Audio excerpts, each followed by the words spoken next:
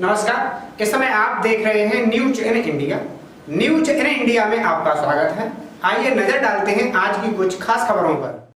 Lockdown के बीच containment zone से बाहर आज से कुछ रियायतों के साथ कृषि, स्वास्थ्य और सार्वजनिक क्षेत्रों में फिर से कामकाज होगा शुरू। दिल्ली, पंजाब और तेलंगाना सहित कई राज्यों ने किसी भी तरह की ढील देने से किया इनकार। पीएम नरेंद्र मोदी ने सोशल मीडिया के जरिए कोविड-19 संकट पर अपने विचार किए साझा। कठिन समय में डिजिटलीकरण द्वारा की जा रही लोगों की मदद का किया जिक्र। युवाओं से अपने नवाचारों से नई कार्य संस्कृति का नेतृत्व करने का किया आह्वान। भारत ने अपने आंतरिक मामलों पर टिप्पणी करने पर पाकिस्तान के प्रधानमंत्री इमरान खान की आलोचना की। विदेश मंत्रालय ने कहा, कोविड-19 से जूझने में अपनी असफलता से ध्यान हटाने के लिए पाकिस्तान कर रहा है अनर्गल बयानबाजी। भारत में अब तक कोविड-19 के कुल 13,295 सक्रिय मामले, अब तक 519 लोगों की मौत, 2,301 लोग स्वस्थ होकर घर लौटे। गोवा में 3 अप्रैल के बाद कोई भी नया पॉजिटिव मामला नहीं आया सामने। दुनिया भर में कोरोना वायरस के कहर से 24 लाख से भी अधिक लोग संक्रमित, 1,65,000 से ज्यादा लोगों की मौत। सबसे ज्यादा प्रभावित अमेरिका में मरने वालों का आंकड़ा 41,000 के पार। और रमजान शुरू होने से पहले सऊदी अरब, यूएई सहित कई देशों और प्रमुख मुस्लिम धर्मगुरुओं ने घर पर ही नमाज अदा करने और सामूहिक कार्यक्रमों से दूर रहने की अपील के साथ जारी किए कड़े दिशा निर्देश। तो आज से जो अनुमति मिली है, आयुष समेत सभी तरह की स्वास्थ्य सुविधाएं, इन पर छूट दी गई है। ग्रामीण क्षेत्रों में संचालित होने वाले उद्योग, तो ये वो क्षेत्र हैं जिन्हें आज से अनुमति मिली है। कृषि उपज समिति के कार्य और कृषि मशीनरी की दुकानें, इसके अलावा मछली पकड़ने, कृषि और बागवानी गतिविधियां, ये वे क्षेत्र हैं जिन्हें आज से रियायत मिली है। अधिकतम 50% मजदूरों के साथ चाय, कॉफी और रबर जैसे पौधारोपण कार्य, पशुपालन, तो ये वो क्षेत्र हैं जिन्हें आज से रियायतों में शामिल किया गया है। सामाजिक क्षेत्र, यहाँ पर भी कुछ ऐसे क्षेत्र हैं जिन्हें रियायतें मिली हैं, जहाँ पर कामकाज शुरू होगा सोशल डिस्टेंसिंग के साथ। महात्मा गांधी मनरेगा के कामकाज, इसके अलावा सार्वजनिक उपयोग की सेवाएं, उनमें भी आज से कई सेवाएं ऐसी हैं जिनमें छूट मिली है, जिनमें रियायत मिली है, जिनमें कामकाज शुरू होगा। राज्यों के अंदर और बाहर सामानों की ढुलाई, तो ये वो क्षेत्र हैं जिन्हें आज से राहत मिली है। चुनिंदा वाणिज्यिक एवं निजी संस्थान जहां पर कामकाज हो सकता है, तमाम दिशा निर्देशों का पालन करते हुए 50% तक की क्षमता के साथ आईटी और आईटी आधारित सेवाएं।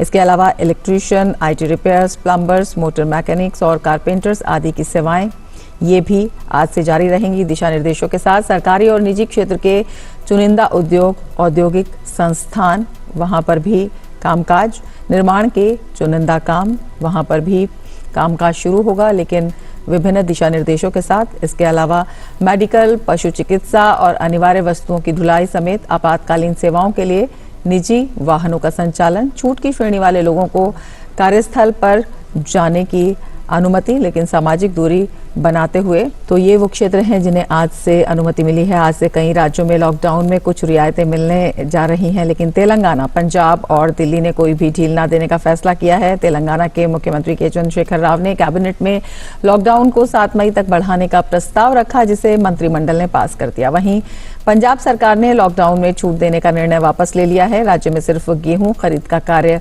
जारी रहेगा। मुख्यमंत्री अमरिंदर सिंह ने उपायुक्तों को सभी जिलों में कर्फ्यू को सख्ती के साथ लागू करने के साथ ही जरूरी सामानों की उपलब्धता सुनिश्चित करने का निर्देश दिया है। दिल्ली सरकार ने कहा कि दिल्ली वालों की जिंदगी को ध्यान में रखते हुए हमने फैसला लिया है कि 20 अप्रैल से लॉकडाउन में कोई राहत नहीं दी जाएगी।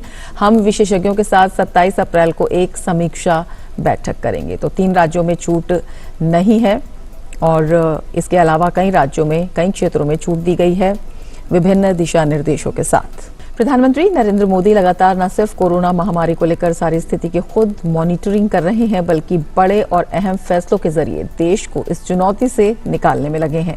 उन्होंने सोशल मीडिया साइट लिंक्डइन के जरिए न सिर्फ पूरे परिदृश्य को लेकर अपनी राय रखी है, बल्कि नवाचार और अन्य मुद्दों को लेकर देशवासियों को प्रोत्साहित भी किया है।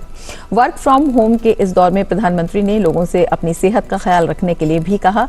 उन्होंने कहा कि इसमें आयुष और योग जैसे उपाय कारगर साबित हो सकते हैं।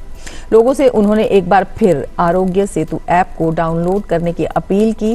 पीएम ने ये अपील की और कहा कि हिंदुस्तान के युवा अपने नवाचार के जरिए दुनिया को नया वर्क कल्चर दे सकते हैं। तो प्रधानमंत्री ने अपने लेख में ये बातें कही हैं। इसके अलावा उन्होंने कहा ऐसे बिजनेस या लाइफस्टाइल मॉडल के बारे में सोचना चाहिए जिसको आसानी से अपनाया जा सकता है, खासतौर से ऐसा मॉडल जो आपदा के समय भी जारी रहे। इस माहौल में डिजिटल पेमेंट और टेलीमेडिसिन जैसे उपायों को और आगे बढ़ाने की जरूरत है। कुशलता या दक्षता का पैमाना कार्यालय में उपस्थिति के बजाय इस बात में होना चाहिए कि उसकी उत्पादकता कितनी है। आकलन इस बात से होना चाहिए कि कोई भी काम कितनी कुशलता के साथ किया गया। हमारे बिजनेस मॉडल में समाज के सबसे गरीब और कमजोर तबके के ख्याल की भी सोच होनी चाहिए। इसके साथ ही इस बात पर भी ध्यान दिए जाने की जरूरत है कि कैसे उन उपायों को लागू करें जिससे हमारे पर्यावरण की चिंता हो सके। किसानों की जिंदगी को और आसान बनाने के लिए नवाचार के साथ ही कम किफायती दर पर स्वास्थ्य सुविधा वाले मानवीय उपायों के बारे में सोचने की जरूरत है। इसके अलावा दूसरी आपदाओं की तरह कोविड-19 भी कई अवसरों को लेकर आएगा।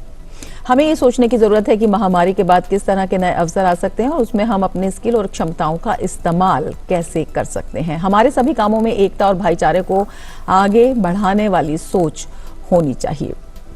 प्रधानमंत्री ने कहा कि भारत अपने भौतिक और वर्चुअल संसाधनों के सहारे आधुनिक सप्लाई चेन में एक तरह से वैश्विक केंद्र बन सकता है जिसे लेकर काम करने की जरूरत है। JM यानी जन धन आधार और मोबाइल प्लेटफॉर्म के जरिए साल 2014 के बाद से अब तक दुनिया में इस तरह का सबसे बड़ा इंफ्रास्ट्रक्चर तैयार हुआ है। इसके जरिए न सिर्फ जरूरतमंदों तक पहुंचा जा सकता है बल्कि इसने भ्रष्टाचार पर लगाम भी लगाई है। कोविड-19 के दौरान इसके जरिए करोड़ों लोगों तक मदद पहुंचाई गई है। तो प्रधानमंत्री ने अपने लेख में इन बड़ी बातों को उजागर किया है। प्रधानमंत्री नरेंद्र मोदी ने लॉकडाउन के दौरान छोटे छोटे व्यापारियों और दुकानदारों के कामों की प्रशंसा करते हुए कहा कि इन छोटे दुकानदारों ने खुद के जीवन का रिस्क लेते हुए लोगों को रोजमर्रा की चीजें पहुंचाई हैं। इस संबंध में प्रधानमंत्री ने कहा कि समाज और देश में इन छोटे दुकानदारों के योगदान को हमेशा याद रखा जाएगा। अपने ट्वीट संदेशों के जरिए प्रधानमंत्री ने कहा कि ऐसे संकट के समय में ये सभी दुकानदार और व्यापारी बधाई के पात्र हैं। और प्रधानमंत्री ने कहा कि समाज और देश इनका योगदान हमेशा याद रखेगा क्योंकि ये सभी दुकानदार और व्यापारी बधाई के पात्र हैं। गृह मंत्रालय ने राज्यों, केंद्र शासित प्रदेशों के भीतर फंसे हुए मजदूरों की आवाजाही के लिए दिशा निर्देश जारी किए हैं। तो ये बेहद महत्वपूर्ण दिशा निर्देश हैं। वर्तमान में राज्यों और केंद्र शासित प्रदेशों में राहत या आश्रय शिविरों में रहने वाले प्रवासी मजदूरों को संबंधित स्थानीय अधिकारियों के साथ पंजीकृत करवाना होगा। अलग अलग कार्यों में उनकी उपयुक्तता का पता लगाने के लिए उनके कौशल का पता लगाया जाएगा। साथ ही प्रवासी मजदूरों का समूह अगर उसी राज्य में फंसा है जहां वो काम करता था तो वो अपने काम के स्थान पर लौट सकता है। इसके लिए उनकी स्क्रीनिंग की जाएगी और उनमें रोग के लक्षण नहीं हैं तो उन्हें उनके काम के स्थान पर ले जाया जाएगा। किसी भी स्थिति में मजदूरों को उस राज्य या केंद्र शासित प्रदेश से बाहर नहीं ले जाया जाएगा जहां वे अभी रह रहे हैं। इसके साथ ही बस से यात्रा के दौरान सोशल डिस्टेंसिंग नियमों का पालन किया जाएगा। साथ ही बसों को स्वास्थ्य अधिकारियों के दिशा निर्देशों के अनुसार सैनिटाइज भी करना होगा। तो ये महत्वपूर्ण दिशा निर्देश हैं गृह मंत्रालय के प्रवासी मजदूरों के लिए। देश में कोरोना महामारी के मरीजों की बढ़ती संख्या के बीच सबसे अच्छी खबर गोवा से आ रही है, जहां कोरोना वायरस के अब एक भी पुष्ट मामले को नहीं पाया गया है। गोवा के मुख्यमंत्री प्रमोद सावंत ने कहा कि गोवा में कोरोना से संक्रमित अंतिम मरीज की रिपोर्ट जांच के बाद नेगेटिव आई है। गोवा में 3 अप्रैल के बाद कोई भी नया पॉजिटिव मामला सामने नहीं आया है। और अब बात करते हैं स्वास्थ्य मंत्रालय की प्रेस वार्ता की और क्या कुछ बड़ी बातें हैं ये आपको बताते हैं। क्या कुछ कहा है स्वास्थ्य मंत्रालय ने। कोरोना संक्रमितों के इलाज के बाद स्वस्थ होने की दर 14.19% है। इसके अलावा कोरोना वायरस के टीके और दवा के परीक्षण के मोर्चे पर काम करने के लिए विशेषज्ञों का एक उच्च स्तरीय कार्यबल गठित किया गया है।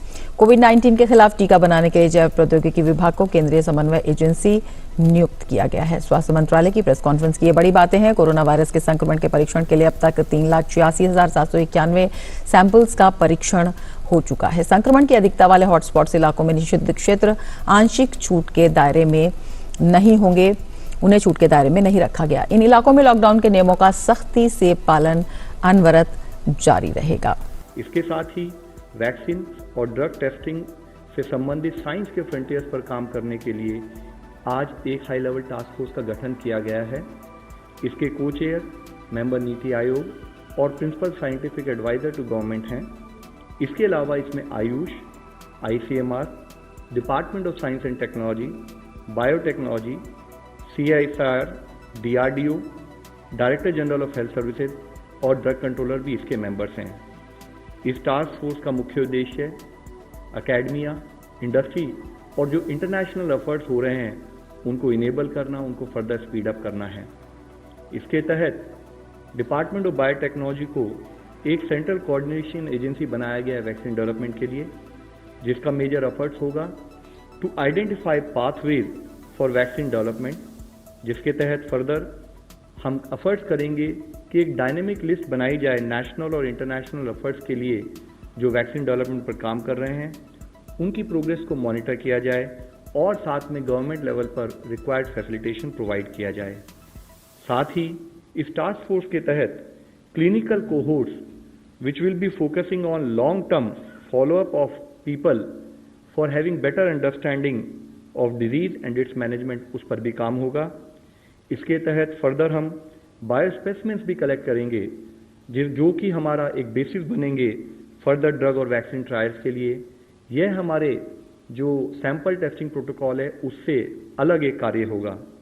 आज मैं एक मुख्य विषय फिर आप लोगों की दृष्टि में लाना चाहूँगा। माननीय प्रधानमंत्री जी ने 14 अप्रैल को राष्ट्र के अपने संबोधन में कहा था कि 20 अप्रैल के बाद से कुछ जगहों पर सेलेक्टिव रिलैक्सेशन दिया जाएगा और उसके अकॉर्डिंग 20 अप्रैल यानी कि आज रात से नॉन कंटेनमेंट एरियाज में सेलेक्टिव रिलैक्सेशन के तहत हॉटस्पॉट्स जो डिस्ट्रिक्ट है हमारे, उसमें कंटेनमेंट एरियाज में ये रिलैक्सेशन लागू नहीं होगा। स्टेट्स, यूटीज लोकल रिक्वायरमेंट्स के अकॉर्डिंग जो गाइडलाइंस गवर्नमेंट ऑफ इंडिया ने दी हैं उससे फर्दर स्ट्रिक्ट मेजर्स भी इम्पोज कर सकती हैं। कंटेनमेंट जोन्स के विषय में मैं बताना चाहूँगा कि जो हमारी हेल्थ मिनिस्ट्री गाइडलाइंस है वह कहती है कि हॉटस्पॉट्स या रेड जोन्स वो एरियाज हैं जहाँ पर या तो लार्ज नंबर में कोविड केसेस पाए गए हैं या जहाँ पर कोविड केसेस का डबलिंग रेट 4 दिन से कम है। इन हॉटस्पॉट्स में लोकल एडमिनिस्ट्रेशन डिजीज स्प्रेड को कंट्रोल करने के लिए कंटेनमेंट जोन्स और बफर जोन्स को डिलिनेट करते हैं। इन कंटेनमेंट जोन्स में कोई भी रिलैक्सेशंस परमिटेड नहीं है। यहाँ पर स्ट्रिक्ट पैरामीटर कंट्रोल होगा और जिसके तहत इसेंशियल सर्विसेज के अलावा कोई और सर्विसेज अलाउ नहीं की जाएंगी। जहाँ पर भी हम साथ में सेलेक्टिव रिलैक्सेशन देंगे यानी कि इन कंटेनमेंट जोन से बाहर का एरिया, वहाँ पर भी स्टेट्स और डिस्ट्रिक्ट्स को इंश्योर करना है कि जो एग्जिस्टिंग लॉकडाउन से संबंधित मेजर्स हैं उनका स्ट्रिक्ट कंप्लायंस हो। ऑफिसेज, वर्क प्लेसेज, फैक्ट्रीज और इस्टेब्लिशमेंट हैं वहाँ पर सोशल डिस्टेंसिंग से रिलेटेड SOPs और उससे रिलेटेड प्रिपरेटरी एक्शन लिए जा चुके हों। कुछ एक्टिविटीज़ जो 3 मई तक देश में प्रोहिबिटेड रहेंगी, even in these relaxation areas, I would like to cite and bring to your notice.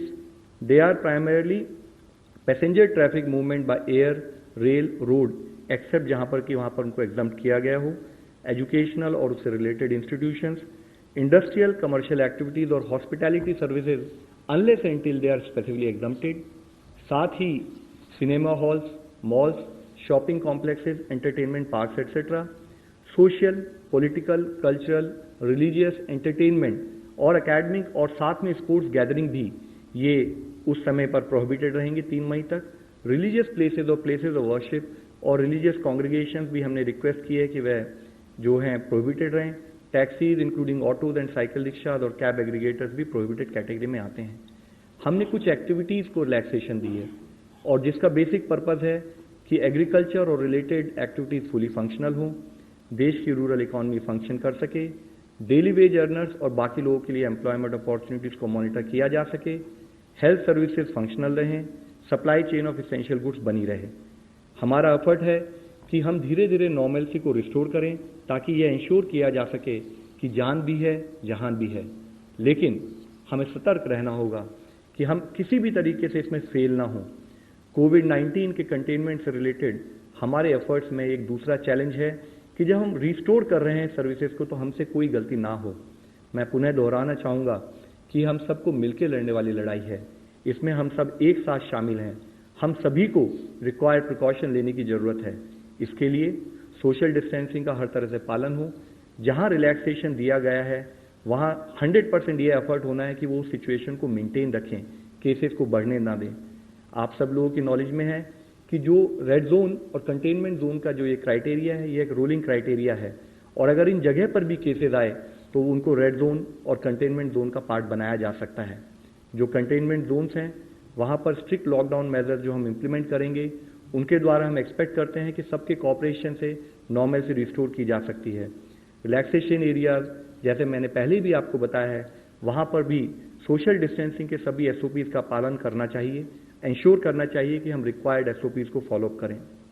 साथ ही एक तरफ जब हम सोशल डिस्टेंसिंग लॉकडाउन की बात कर रहे हैं, दूसरी तरफ हॉस्पिटल इंफ्रास्ट्रक्चर क्रिएशन पर भी हमारा उतना ही एफर्ट है, जिसके तहत अब देश में डेडिकेटेड हॉस्पिटल 755 बनाए जा चुके हैं, डेडिकेटेड हेल्थ केयर सेंटर 1389 बनाए जा चुके हैं, which takes to the total dedicated facilities where severe or critical patients can be treated to 2144।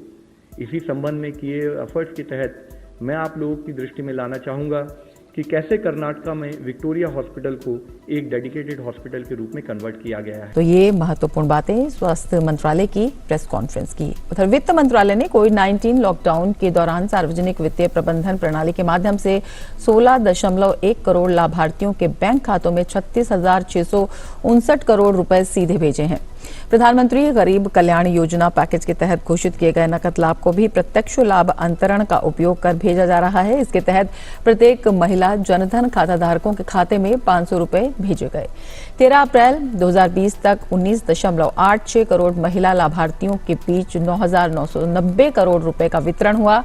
सार्वजनिक वित्तीय प्रबंधन प्रणाली का उपयोग पिछले 3 सालों में बढ़ा है, जिसके जरिए कुल प्रत्यक्ष लाभ अंतरण की राशि का प्रतिशत 2018-19 में 22% से बढ़कर 2019-20 में 45% हो गया है। सरकार ने कोविड-19 के प्रसार को रोकने और इससे निपटने के लिए जरूरी मानव संसाधन के ऑनलाइन डेटा पूल की शुरुआत की। सरकार द्वारा ये बनाए गए इन डेटा पूल में आप देख सकते हैं कि कोविड-19 की रोकथाम के लिए जरूरी मानव संसाधन का ये डेटा पूल है। ये सरकार का नया पोर्टल है, इस पर जानकारी उपलब्ध है। इस पोर्टल पर डॉक्टरों तथा अन्य स्वास्थ्य कर्मियों की जानकारी ली जा सकती है। इसके साथ ही NYK, NCC, NSS के वॉलंटियर्स और पूर्व सैनिकों की सूचना भी इस पोर्टल पर शामिल है। और इसके अलावा डैशबोर्ड पर राज्यवार और जिलावार जरूरी मानव संसाधन का डेटा उपलब्ध है, जिसे देखा जा सकता है। और इस पोर्टल पर राज्यों, संघ शासित प्रदेशों से ऑनलाइन प्लेटफॉर्म का उपयोग करने को कहा गया है। तो बेहद महत्वपूर्ण ये पोर्टल है और तमाम जानकारी पोर्टल पर सूचना को नियमित रूप से अपडेट किया जाएगा। तो अपडेटेड जानकारी के लिए इस पोर्टल को देखा जा सकता है और सभी जानकारी ली जा सकती है। इसके साथ ही कोविड-19 के रोकथाम के लिए जरूरी मानव संसाधन का डेटा इस पोर्टल पर मौजूद रहेगा। स्वास्थ्य मंत्रालय ने जो ताज़ा जानकारी दी है उसके मुताबिक देश में कोरोना के कुल 16,116 मामले सामने आए हैं, जिनमें से 13,295 सक्रिय हैं, जबकि 2,301 मरीज पूरी तरह से स्वस्थ होकर अपने घर जा चुके हैं। कोविड-19 के कारण भारत में अभी तक 519 लोगों की मौत हो चुकी है। तो ये कोविड-19 की ताज़ा स्थिति है। 16,116 कुल मामले, 13,295 एक्टिव मामले और 2,301 लोग स्वस्थ होकर अपने घर जा चुके हैं। केंद्रीय स्वास्थ्य मंत्री हर्षवर्धन ने दिल्ली के Rajiv Gandhi super speciality hospital का दौरा किया। दौरा करने के बाद उन्होंने कहा कि अस्पताल में तमाम मरीजों का इलाज चल रहा है। उन्होंने अस्पताल में सुविधाओं पर संतोष जताया। उन्होंने कहा कि पिछले कुछ दिनों में हमारे आंकड़ों का विश्लेषण संतोषजनक रहा है, डेटा में रोज सुधार हो रहा है। उन्होंने कहा पिछले 14 दिनों में रोगियों की दोगुनी दर 6.2 दिन थी। जब पिछले 7 दिनों की गणना की गई तो ये 7.2 दिन निकला। पिछले 3 दिनों में ये 9.7 दिन हो गया है। ये एक अच्छा संकेत है। मुझे बहुत संतुष्टि हुई कि हमारे डॉक्टरों ने सारी अच्छी व्यवस्थाएं भी बनाकर रखी हैं। सारे कोविड के मरीज़ों की पूरी देखभाल भी कर रहे हैं और जो भी मरीज़ अस्पताल में आ रहे हैं उनकी पूरी देखभाल के बाद उनको छुट्टी भी किया जा रहा है। मुझे बताया गया कि लगभग 95 के करीब मरीज़ इन 177 में से आज शाम तक डिस्चार्ज भी होने वाले हैं। ये भी अपने आप में खुशी की बात है। इसी परिप्रेक्ष्य में ये मैं कहना चाहूँगा कि पिछले जो कुछ दिनों से हम लोग जो अपने डाटा का एनालिसिस कर रहे हैं वो भी हम लोगों को बहुत संतोष देता है। लगातार हर रोज़ का जो डाटा एनालिसिस है वो पिछले दिन से बेहतर परिस्थितियों का वर्णन करता है। हमारा जो पेशेंट्स के संदर्भ में जो ग्रोथ रेट है, या जिसको आप डबलिंग रेट अगर कहें, तो अगर वो हम लास्ट 14 डेज़ का जब कैलकुलेट करते हैं तो वो 6.2 था। लास्ट 7 डेज़ का जब हमने कैलकुलेट किया तो वो 7.2 हो गया। और आज जब हम आखिरी 3 दिन का कैलकुलेट करें तो ये 9.7 हो गया। ये अपने आप में बहुत अच्छा इंडिकेशन है। ओवरऑल ग्रोथ फैक्टर की बात करें तो 15 मार्च से 31 मार्च के बीच में अगर हमारा जो ग्रोथ फैक्टर था वो 2.1 था, तो अभी अप्रैल के महीने के अंदर अभी तक के एनालिसिस में वो 2.1 से और कम होके 1.2 हो गया है। ये सारी बातें अपने आप में बहुत अच्छे इंडिकेशंस हैं। सारे देश के मैं डाटा को रोज़ स्टडी करता हूँ। बहुत ही ना के बराबर कभी भी मैंने देखा कि डबल डिजिट में जो 24 घंटे में मरीज़ एडमिट होते हैं, तो किसी दिन भी डबल डिजिट के अंदर भी हमको वेंटिलेटर्स के ऊपर मरीज़ नहीं मिलते हैं। ज़्यादा से ज़्यादा अगर किसी को थोड़े बहुत संख्या में तकलीफ़ भी होती है तो उनको ऑक्सीजन की ज़रूरत होती है, वो भी ठीक होकर चले जाते हैं। मोर्टेलिटी रेट दुनिया के बाकी देशों के मुकाबले हमारा अभी मामूली 3% के करीब है। हमारी सबकी भगवान से यही प्रार्थना है कि जिस प्रकार से सारे डॉक्टर्स और सारा हमारा जो पूरा सिस्टम है, नर्सेज और हमारा पूरा जो मेडिकल विभाग है, वो पूरे प्रयास कर रहा है और सारी सरकार के सभी विभाग कोविड के ख़िलाफ़ जंग लड़ रहे हैं। हमारे कोरोना वॉरियर्स जो जंग लड़ रहे हैं, इनको सफलता मिले और सफलता मिलने के पर्याप्त इंडिकेशंस हमको सबको मिलने शुरू हो गए हैं। आने वाले जो कुछ वीक्स हैं, 2-3 हफ्ते, खासकर जो लॉकडाउन का पीरियड है, इसमें देश के लोगों से फिर मैं निवेदन करना चाहता हूं कि अभी तक जो आपने लॉकडाउन के अंदर डिसिप्लिन का परिचय दिया है, थोड़े दिन और उसका परिचय दीजिए और इसके हमारे को बहुत रिच डिविडेंड्स मिलेंगे और बहुत जल्दी हम कोविड के ख़िलाफ़ जो जंग है इसमें अपनी विजय को स्थापित कर पाएंगे। देश में जारी लॉकडाउन के बीच आज से लोकसभा सचिवालय अपना काम करना शुरू करेगा। लोकसभा अध्यक्ष ओम बिरला कल अपने कार्यालय जाएंगे। सचिवालय कल से आंशिक रूप से काम करना शुरू करेगा, जिसमें कर्मचारियों की संख्या लगभग 25% तक होगी। बाकी कर्मचारी घर से काम करेंगे। तो आज से आंशिक रूप से खुलेगा लोकसभा सचिवालय। और भारतीय जनता पार्टी के राष्ट्रीय अध्यक्ष जेपी नड्डा ने कोरोना की रोकथाम के मद्देनजर कई राज्यों के पार्टी पदाधिकारियों और बीजेपी सांसदों के साथ वीडियो कॉन्फ्रेंसिंग के जरिए बातचीत की। बिहार, तेलंगाना और ओडिशा के भाजपा सांसदों और पार्टी पदाधिकारियों के साथ बीजेपी अध्यक्ष ने वीडियो कॉन्फ्रेंसिंग के जरिए हालात का जायजा लिया। बिहार बीजेपी नेताओं के साथ वीडियो कॉन्फ्रेंसिंग में केंद्रीय मंत्री रविशंकर प्रसाद, राजकुमार सिंह, गिरिराज सिंह और सांसदों में संजय जायसवाल, रामकृपाल यादव, राधा मोहन सिंह, राजीव प्रताप रूडी, विवेक ठाकुर, गोपाल नारायण सिंह समेत कई सांसद शामिल रहे। वहीं बिहार बीजेपी के प्रभारी भूपेंद्र यादव भी वीडियो कॉन्फ्रेंसिंग में मौजूद रहे। बेंगलुरु के पदरायणपुरा इलाके में एक बार फिर कोरोना फाइटर्स पर हिंसक भीड़ ने कल हमला किया। दरअसल इस इलाके में एक व्यक्ति की कोरोना संक्रमण से मौत हो गई, जिसके बाद मेडिकल टीम मृत व्यक्ति के परिवार और उसके संपर्क में आने वाले लगभग 58 लोगों को क्वारंटाइन करने पहुंची थी, जिस पर भीड़ ने हमला कर दिया और काफी तोड़फोड़ की। हालांकि हालात पर काबू पा लिया गया है। और कठुआ में कोरोना महामारी से लड़ने के लिए प्रशासन हर संभव उपाय कर रहा है। साथ ही जिला प्रशासन की तरफ से जरूरतमंदों और गरीबों को लॉकडाउन के बीच राशन भी उपलब्ध कराया जा रहा है। कठुआ जिला उपायुक्त ओपी भगत ने जरूरतमंदों के बीच राशन का वितरण किया। आपको बता दें कि कोरोना महामारी से निपटने के लिए कठुआ जिले के एक्स सर्विसमैन वेलफेयर एसोसिएशन और पंचायत मरहीन द्वारा 1-1 लाख रुपए का चेक जिला प्रशासन को सहायतार्थ प्रदान किया गया।